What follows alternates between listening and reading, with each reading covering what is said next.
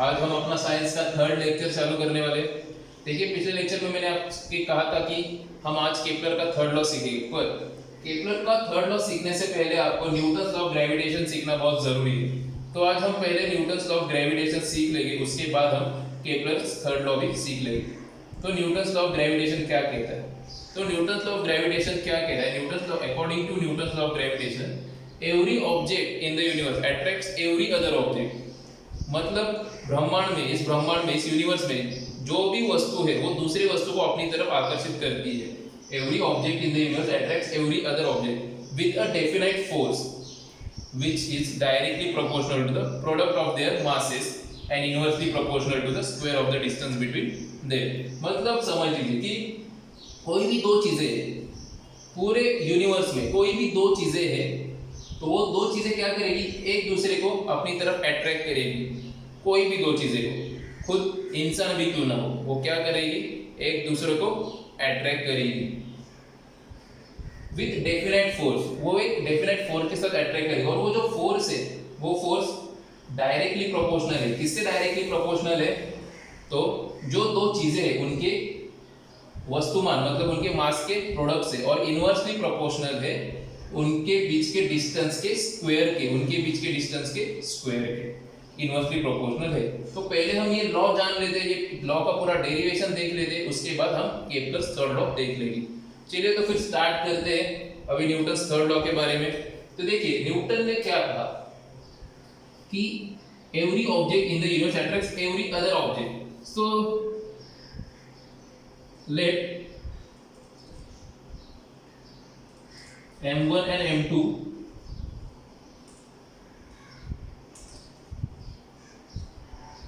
be the masses of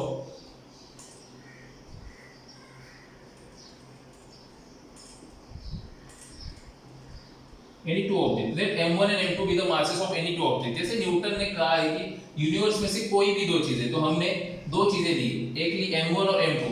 m1 और m2 क्या है? तो वो दो चीजों की मासेस है। तो let m1 and m2 be the masses of any two objects। let d be the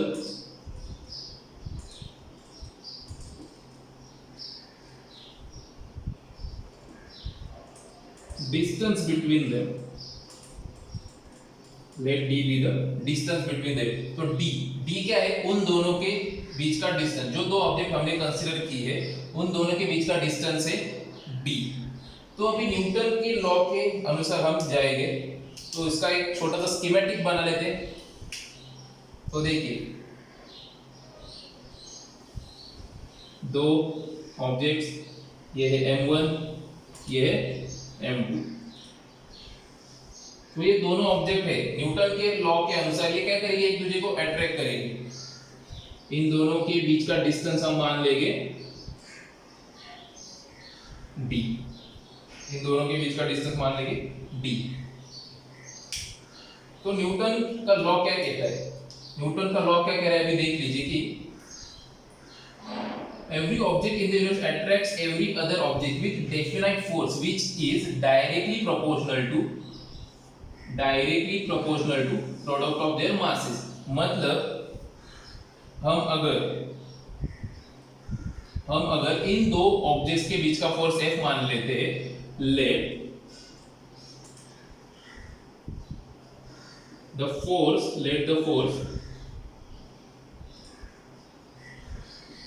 between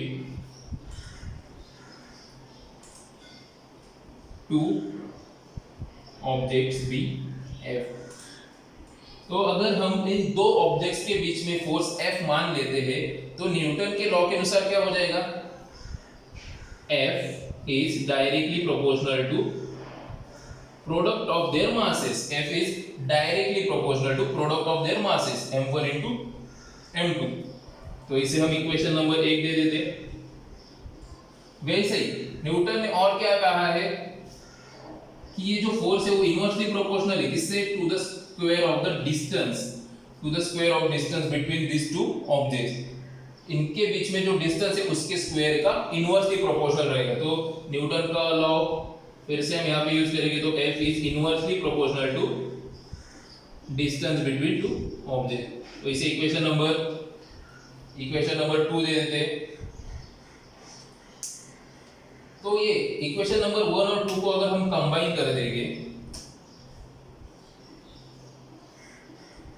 combining equation 1 and 2, तो हमें क्या मिलेगा? इन दोनों इक्वेशंस को अगर हम कंबाइन कर देंगे तो हमें क्या मिलेगा? हमें एक नया फॉर्मूला मिल जाएगा, F is directly proportional to m1 m2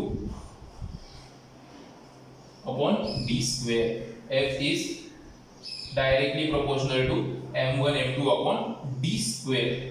तो m1 m2 upon d square, बीच में साइन कौन सा है? प्रोपोर्शनैलिटी का साइन है। तो आपको पता होगा कि प्रोपोर्शनैलिटी का साइन अगर हमें रिमूव करना है, अगर हमें वो निकालना है, तो हमें वहाँ पे कुछ कांस्टेंट ऑफ प्रोपोर्शनैलिटी लेना पड़ता है। तो अब हम यहाँ पे कांस्टेंट ऑफ प्रोपोर्शनैलिटी इंट्रोड्यूस करेंगे। तो हम क्या लिख सकते हैं इसके लिए? F, देखिए मैंने प्रोपोर्शनैलिटी का साइन निकाल के इक्वल टू का साइन डाल दिया, इसीलिए मैं यहाँ पे कांस्टेंट ऑफ प्रोपोर्शनैलिटी लूंगा, वो है G। F is equal to G m1 m2 upon d square. तो अभी ये G क्या है? ये G क्या है?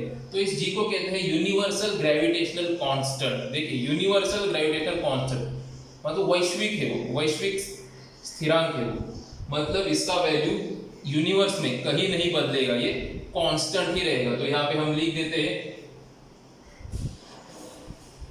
where G is universal gravitational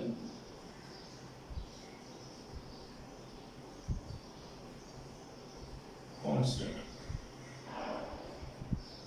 और G का वैल्यू हमने साइंटिफिकली निकाला भी है। G का वैल्यू साइंटिफिकली कितना मिल गया था? तो G का वैल्यू है scientifically G is equal to 6.67 into 10 raised to -11 newton metre square पर किलोग्राम स्क्वायर। ये है G का वैल्यू।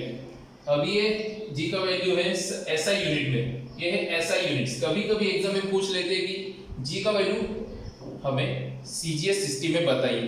तो याद रखिए CGS सिस्टम में G का वैल्यू क्या रहता है? इन CGS G is equal to 6.67 into 10 raised to -8 Newton का CGS में क्या रहता है? डाइन।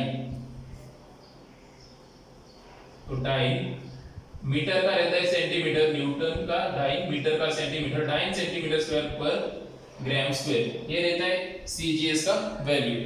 तो फाइनली हमें ये फॉर्मूला मिल गया, F is equal to G m1 m2 upon d square. ये जो फॉर्मूला है ये आगे चल के आपको केपलर के थर्ड लॉ में यूज होगा, केपलर के थर्ड लॉ में ये फॉर्मूला यूज होगा। इसलिए मैंने पहले आपको न्यूटन्स लॉ ऑफ ग्रेविटेशन बता दिया। अभी इसके बाद के लेक्चर में हम केपलर्स थर्ड लॉ प्रूव करेंगे इस चीज के यूज से, ये फॉर्मूला के यूज से। तो अगर आपको ये लॉ समझ में आया होगा, आपको लेक्चर पसंद आया होगा, तो लेक्चर को लाइक कीजिए, अपने दोस्तों के साथ शेयर कीजिए। Thank you.